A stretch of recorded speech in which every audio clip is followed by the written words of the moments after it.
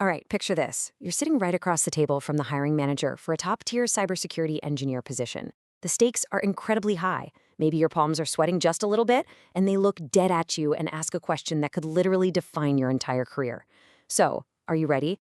Welcome to this explainer. Today we're putting you right in the hot seat. We're going to decode the exact knowledge you need to absolutely ace that interview and, more importantly, to actually defend an organization in the real world. Let's dive right into this blueprint of a cyber defender. Think of this as our interview syllabus. We're tackling 5 distinct domains that every elite defender absolutely must master. 1. The core of cybersecurity. 2. Securing the modern perimeter. 3. Threat intelligence and response. 4. Cloud security and compliance. And finally, 5. The future of cyber. All right, Section 1, the core of cybersecurity, the foundation. So look, before an engineer can even think about tackling this crazy, advanced nation-state threats or, hunting for 0 days, you have to understand the absolute bedrock of information security. If you don't know the foundation, the whole house comes crumbling down. And that foundation, it's the CI triad: confidentiality, integrity, and availability. I know. It sounds as basic as your ABCs and yeah, hopefully a lot less stressful than the actual technical interview, but trust me on this. Every single security control, every policy you write, and every single risk decision you make maps directly back to protecting at least one of these 3 principles. But when you're in that interview, you don't just recite the textbook definition, right? You prove you know how to actually apply it. Confidentiality, that's about making sure data is only seen by authorized parties, usually using strong encryption and strict access controls. Integrity, that guarantees the data hasn't been maliciously messed with, which we enforce through hashing and checksums. And availability, well, that just means you maintain the system so it's actually there and working when authorized users need it. We're talking redundancy and rock-solid disaster recovery plans here. Moving on to Section 2, securing the modern perimeter, beyond the firewall. Okay, let's shift to the modern era of networks. We all know the traditional corporate office perimeter is totally gone. It dissolved. Everyone's working remotely, hitting cloud apps from coffee shops, you name it. Back in the day, we relied on that old castle and moat strategy. Basically, if you were inside the corporate network, you were implicitly trusted. But today, with literally no moat in sight, that is a total recipe for disaster. Modern environments absolutely demand a zero-trust architecture. The new mantra is simple: never trust, always verify. Every single user, every device, and every service has to continuously prove its identity, regardless of where it's connecting from. Which leads us right to a classic make-or-break interview question. How do you enforce the principle of least privilege? Now, the interviewer is really challenging you here. What they actually want to know is how you limit the blast radius if an attacker somehow manages to compromise a single account. So you answer this by showing real operational expertise. You talk about actionable steps. You tell them you conduct regular access reviews to strip away all those excess permissions that just kind of build up over time. You implement role-based, or even better for highly dynamic environments, attribute-based access control. You lock down those critical admin accounts using privileged access management or PAM tools. And, my personal favorite, you implement just-in-time access provisioning. That way, users only have administrative power for the exact window of time they need to do their job, and literally not a second longer. At the end of the day, a huge part of this is actually incredibly simple, and it all comes down to this one massive number: 99.9. Think about that for a second.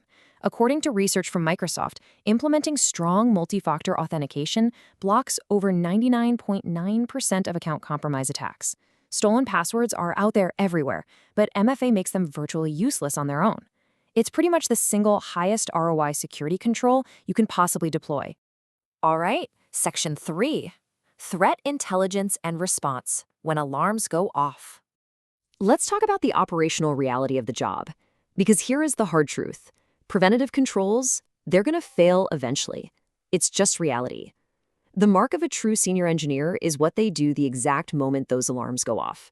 When they ask about your incident response process, you have to hit them with the exact industry standard playbook, the strict 6-phase NIST framework. It starts with preparation, way before an attack even happens. Then identification of the threat, containment to stop the bleeding, eradication of the actual root cause, recovery from clean backups, and finally, honestly, the most important step, lessons learned, so it never happens the exact same way twice. Let's throw you back into the hot seat with what is arguably the most terrifying scenario an engineer can face. How would you handle a ransomware attack on your organization? Now, obviously, this question tests your technical chops for sure. But mostly, it's testing your crisis management instincts. Will you panic or will you execute? The perfect answer here is all about decisive action. First up, immediate containment. You isolate those affected systems from the network instantly so the malware can't spread laterally. Boom, cut it off. Next, you leverage threat intelligence to identify the specific ransomware variants and assess the total blast radius. Then, and this is absolutely crucial, you state the golden rule of incident response: do not pay the ransom without consulting legal counsel and law enforcement, period. Finally, you initiate recovery using offline, fully verified, clean backups. Moving into Section 4, Cloud Security and Compliance, Shared Responsibility. Let's shift gears to the cloud. Zero-day exploits get all the flashy headlines, but simple misconfigurations in cloud environments are actually the leading cause of massive data breaches right now. And that almost always happens because people completely misunderstand the shared responsibility model. Notice how, whether you're using infrastructure, platform, or software as a service, the customer, that's us, is always fundamentally responsible for securing the data and the user access. The cloud provider, yeah, they secure the underlying infrastructure, but they absolutely will not save you from your own sloppy configurations. To prove you truly understand cloud risks, you have to ground the technical jargon in real-world stakes. Take server-side request forgery, or SSRF. Back in 2019, attackers used an SSRF vulnerability to trick a server into querying a highly specific internal AWS metadata IP address. It was 169.254.169.254. And by doing that, they extracted credentials and pulled off the massive Capital One breach. An elite engineer knows they have to block access to those metadata endpoints to prevent exactly this kind of disaster. And finally, Section 5, the future of cyber, advanced threats. We've reached the final act. Look, to go from a good candidate to a top-tier candidate, you've got to differentiate yourself. You need to show you're already thinking about the emerging advanced threats of tomorrow. A prime example, the supply chain attack.